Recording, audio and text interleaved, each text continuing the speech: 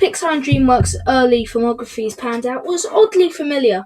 Their first franchises were both their most profitable franchises and in some cases arguably their best franchises, even if Shrek had some competition. But then when their second franchises came around, they weren't of the greatest quality. These individual movies were films that did not critically warrant a film, but were financially successful, popular and marketable enough to get a sequel anyway. Hi, my name is Animation Review. Today we're going to be looking at the Cars and Madagascar trilogies and seeing which one's the least worst.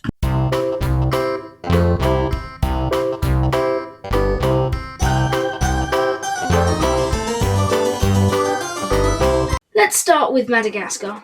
This movie has a lot going for it at the start.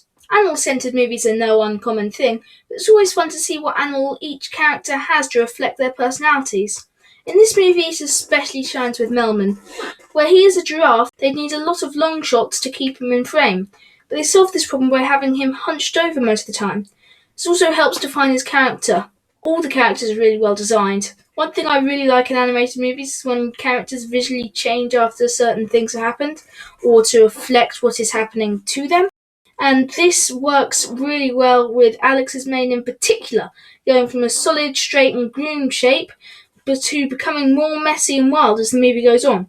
The penguins are great as well. They really enhance the first act, before going off on their own off-screen adventure while the movie becomes much more aimless and less good. The movie also starts making a bunch of pop culture references that are fun in the moment but really forced. The most common example is the Planet of the Apes reference. The reference is fondly remembered, but comes by Alex trying to make a giant Statue of Liberty. Why? If you want to attract the attention of the people, then just build a beacon. The scene was only set up to make a reference, but my biggest complaint is that this movie doesn't really have a plot. It's Alex and friends hanging around Madagascar, the movie, or forced drift between friends, the movie. Doesn't really do anything, and every character that isn't Alex and Marty can be removed from the story with very little tweaking. But overall, this movie is held up by the quite strong comedy, so let's see how Cars fares against it.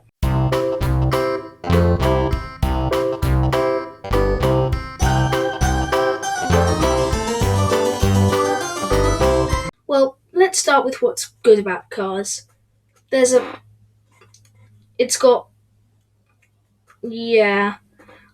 have nothing.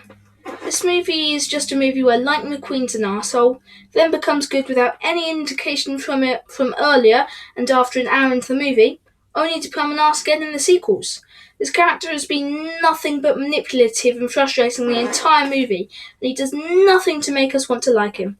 This movie should have been scrapped by the time the title was made, should never have had sequels made. This round obviously goes to Madagascar.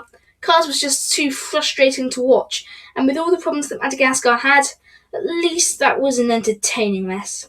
That's better than a frustrating movie that wasn't a mess at all, so it is 1-0 Madagascar.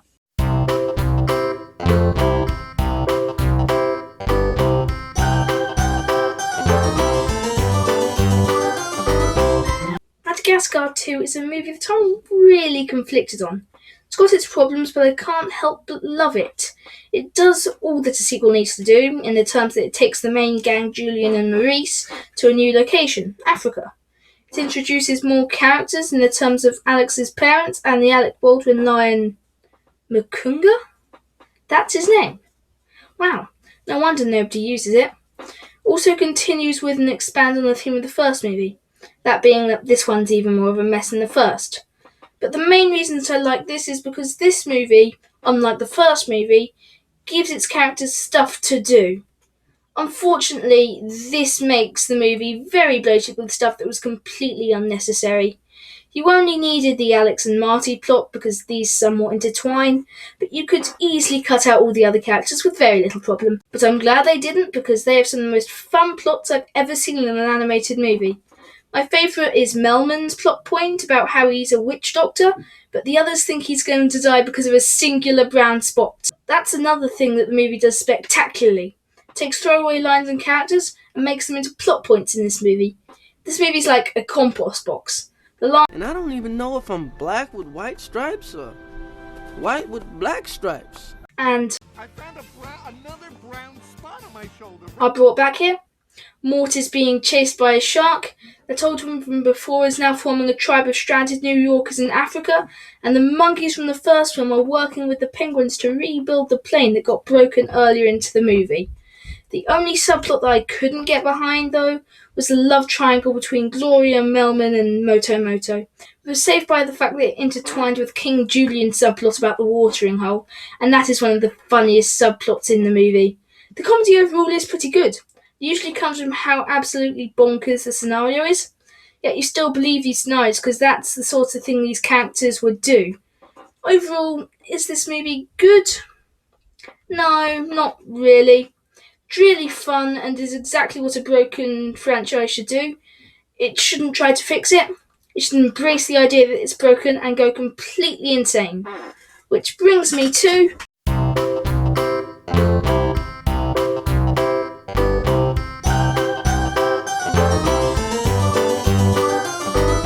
out of all 3 months of my channel, Cars 2 is probably the most unpopular opinion in the history of it. I seem to be alone in liking it. I'm not going to mention much here because I've got a full video planned for this at a later time, but I will say this movie does what I mentioned earlier.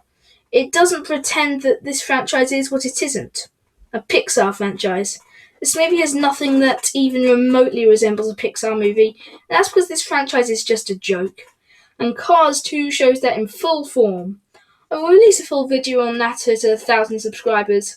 But in this round, Madagascar still wins it. The comedy is much more witty and intelligent than in Cars 2, and even if I will defend it to my grave, Cars 2 just isn't as good. It's 2-0 Madagascar at the moment. Hopefully each of these trilogies ended out well. Oh.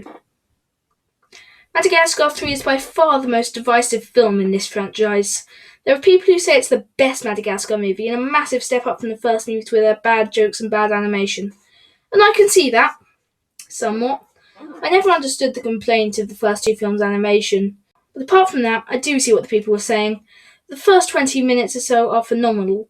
It's like the first act of Madagascar, but better. It's a string of amazing, fast-paced jokes that all work spectacularly. But the main plot of the movie starts, and I never understood why the animation was praised so much.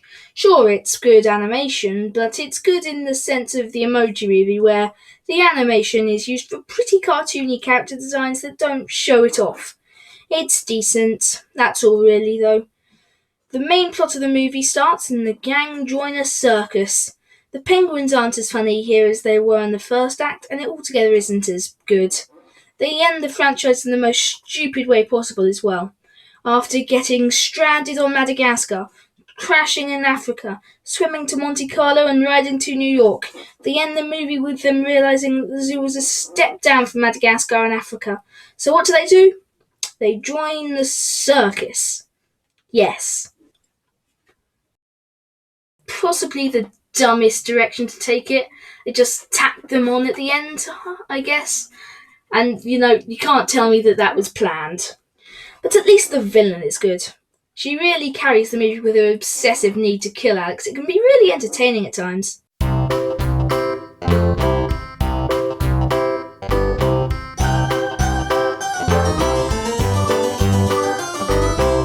Cars 3 is probably the most boring movie I've ever seen. It feels like the Pixar team just made a checklist of what a film needs to do to qualify as a film, because it's going through that in the most deadpan, tedious, and unexciting way possible. Lightning McQueen never learnt to grow as a character. It just makes me roll my eyes when he launches into his rant to his trainer when she did nothing wrong. Lightning made her do all that stuff. The film hardly has a character arc, and as much as I don't like Madagascar 3, it's at least interesting, so 3-0 Madagascar. Cars 3, you can't tell me that this was artistically made. And like I said in my Emoji Movie review, it's okay if you want money, but there needs to be some artistic merit behind it. Not much, like 15%. I can understand why you'd want to make money, and you might be a bit eager to do that straight away, but you need a little. It's no surprise that Madagascar turned out to be better than Cars. It was just more exciting of a franchise. But it seems like DreamWorks makes better bad franchises. Either way, my name is Animation Review. That was Cars vs Madagascar. I hope you enjoyed, and I bid you good night!